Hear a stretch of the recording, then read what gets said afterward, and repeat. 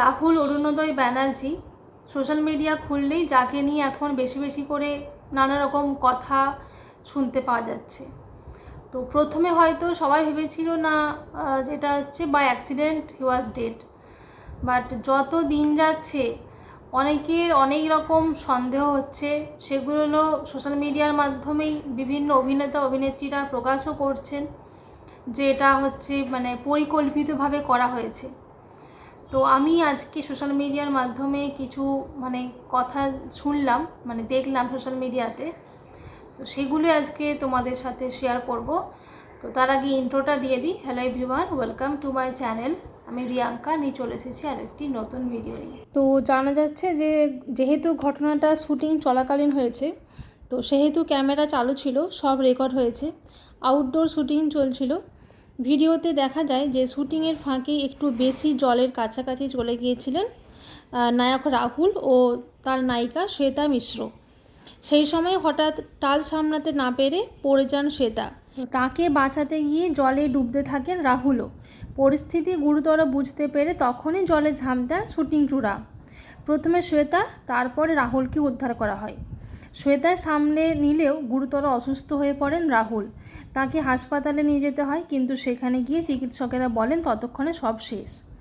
পূর্ব মেদিনীপুর জেলার পুলিশ সূত্রে জানা গিয়েছে যে দুর্ঘটনার মুহূর্ত ক্যামেরাবন্দি হয়েছে। যেহেতু সমুদ্র সৈকতে শুটিং চলছিল, সেখানে অন ছিল ক্যামেরা। তো তালসারির বিচে যে সময় দুর্ঘটনাটি ঘটে সেই সময় কিন্তু শুটিং চলছিল, ফলে সমুদ্রমুখী করে প্লেস করা ছিল অনেকগুলো ক্যামেরা, সমুদ্রের দিকে আর কি ক্যামেরাগুলো অন করা ছিল। সেই ক্যামেরাতেই অজান্তে বন্দি হয়ে যায় দুর্ঘটনার ওই সব দৃশ্য। পুলিশ জানাচ্ছে যে ক্যামেরার ফুটেজে রয়েছে রাহুল আর শ্বেতা হাত ধরে অনেকটা দূর পর্যন্ত এগিয়ে যাচ্ছেন। সেই দৃশ্য শুটিংয়ের অংশ হিসেবেই রেকর্ড করা হয়। কিন্তু এরপরে ক্যামেরায় দেখা যায় যে হঠাৎ নায়িকা পড়ে যায়, তার পরের মুহূর্তেই জলে পড়ে যান রাহুলও।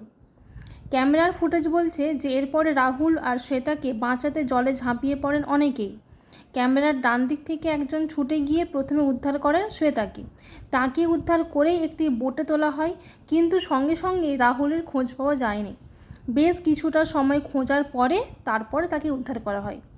তো অনুমান করা হচ্ছে যে সেই সময়ের মধ্যেই অনেকটা জল খেয়ে ফেলেছিলেন রাহুল। তাকে সমুদ্র থেকে উদ্ধার করেই হাসপাতালে নিয়ে যাওয়া হয়। তবে পুলিশ সূত্রে জানানো হচ্ছে যে শ্বেতাকে উদ্ধার করা পর্যন্ত ক্যামেরায় গোটা ঘটনাটা ধরা হয়েছে, কিন্তু রাহুলকে উদ্ধার করার সময় ক্যামেরা তখন চালু ছিল না, বন্ধ করে দেওয়া হয়েছিল ক্যামেরা।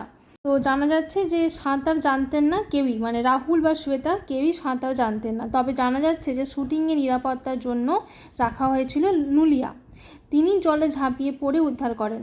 তার কথায় রাহুল আর শ্বেতাকে বারে বারে গভীর জলে যেতে বারণ করা হয়েছিল, কিন্তু হাওয়া বেশি থাকায় তারা কোনো কথাই শুনতে পাননি। তো এই খবরটাই কিন্তু আমি এক গোপন সূত্রের মাধ্যমে জানতে পেরেছি।